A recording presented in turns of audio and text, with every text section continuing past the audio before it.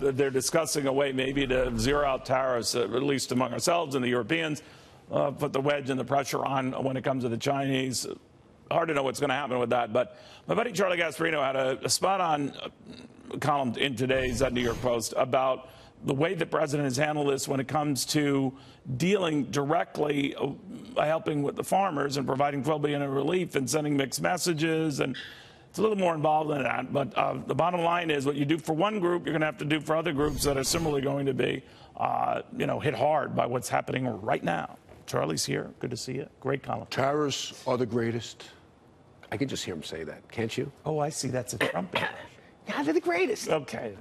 But sometimes it veers into James Cagney. Yeah, they're the greatest. Yeah. They're the greatest. But your premise was interesting, that be careful what you wish for, help out here, because you have to I mean, do this. listen, there are times when you really think that President Trump is not, I don't mean fit for office in the sense that he's a madman, but that he's not intellectually capable to carry out the job. And I mean this like he doesn't have the experience, he doesn't have the knowledge, he hasn't read enough, because what he did yesterday was so dumb, it defies logic. I mean, which specifically, the farm? The farm thing. I mean, think about it. He imposes willy-nilly tariffs across the board.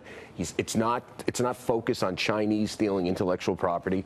It's not dealing with our trade partners to gang up on China, which is really the real bad actor here. I mean, you could say what you want about Mexico and Canada. Right. I mean, it's really China that's stealing stuff and really hurting us. But he doesn't do that. He just blanket tariffs, which is dumb. And then he turns around and he admits that his dumb plan isn't working, right? And he bails out farmers. Now, do you know where that $12 billion is coming from to aid them? It's coming from your pockets. What do you think? It's coming from the tax revenues. Now, he may make the point is like we're going to have plenty of taxes because GDP is going to blow up. I mean, Friday's going to be a big day. If they hit the bogey, which a lot of people think they will, he's predicting 4.8, by the way, meaning the president, between 4 and 5, they're going to be touting this, banging the drum, saying there's no better time to engage in a tariff war. And that's what he's been saying. That's been our advantage. And he's going to show this. We should point out that whatever GDP print comes out on Friday, it's pre-tariffs. Like, we don't know the real economic impact. You're right about it, but then why would you then do this farmer thing if you're so confident that that's going to be helping you?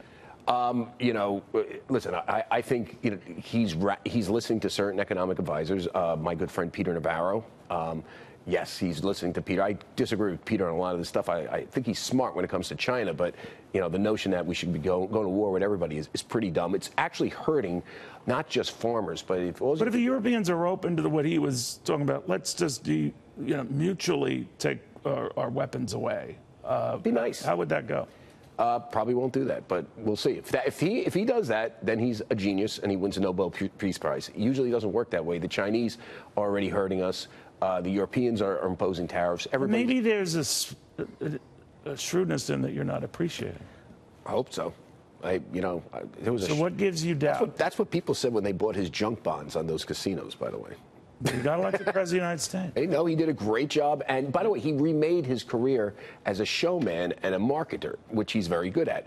I just think some of these economic issues he doesn't care enough about and he doesn't pay attention. So you're getting we'll see with this real quickly, this tape that's out right now. And I'm not interested in what's on and all that, but, generally when you hear the president's lawyer on tape talking about Cohen taping the president on the payment to the Playboy. The former Playboy model. I just look at it through the prism of Wall Street and what would get rattled by that. It's not. What did you make? No, I mean, it's nothing really sort of damning just yet. I mean, listen, we know the president is a philanderer. I mean, who cares? I mean, Bill Clinton set the bar extremely low. He got elected twice. Hillary Clinton, got more popular votes and she married the said philanderer. So I don't think anybody cares about this. Now, I think it might become problematic if there's real illegality here or campaign finance abuse. One thing we should take off the table, because I keep seeing this on social media, and the president keeps saying this. It's not illegal. I'm not saying it's good that what Michael Cohen did. It's not illegal. New York State is a one-party consent state.